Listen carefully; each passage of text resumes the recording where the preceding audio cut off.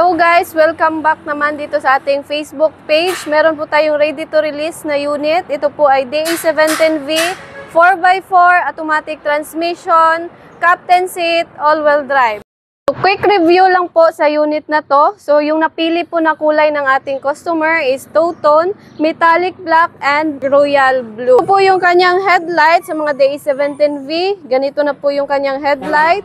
Ito po yung kanyang high beam, low beam, signal light at park light. So wala po siyang fender light kasi sabay na po sa headlight. Nilagyan po natin ng Suzuki logo dito sa harap.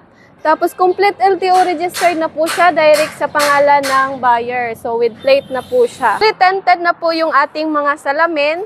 So ito po yung kanyang wiper. Naka power mirror na po siya at meron na po siyang kasali na mga rain visor. Ganito na po yung kanyang doorknob.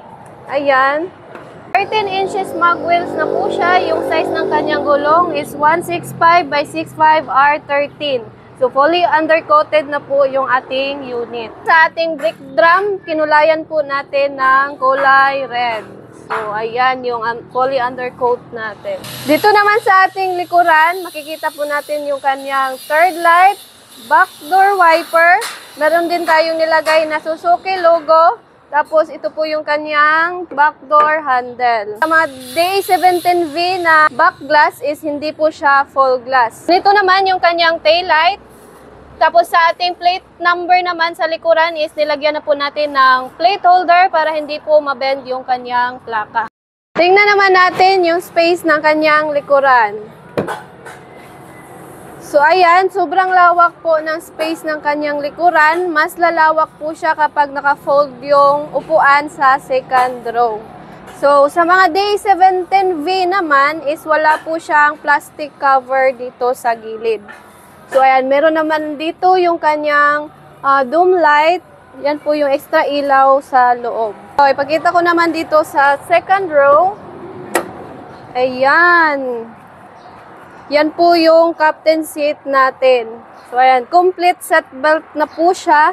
So, ito po yung design na napili ng ating customer. So, new matting na po, new ceiling. Dito naman. So, meron na po siyang compartment sa kanyang ceiling. Okay, yung kulay po ng interior is pina-request po ni customer na gawin po itong all black. So, yan po. Nag-base lang po tayo kung ano yung request ng ating customer. So, kung hindi po nag-request si customer, back to original color lang po yung ating ikulay sa mga plastic. So, ayan. Pati sa dashboard, naka-black din po. Ito po yung kanyang shifter lever. Automatic transmission po siya. Ito po yung kanyang shift lock. Aircon switch. Ayan. So, meron na po siyang 7 inches stereo with reverse camera na po siya. So, ayan. Ito po yung kanyang steering wheel cover. Dito naman, naka-all power window na po siya at power mirror. So, i-try po natin yung kanyang power window. Ayan. Dito sa harap. Ayan. Balik.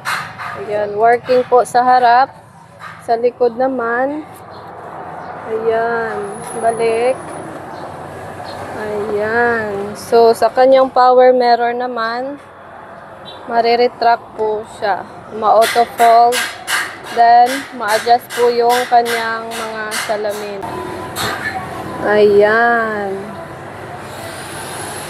Ayan, working po lahat.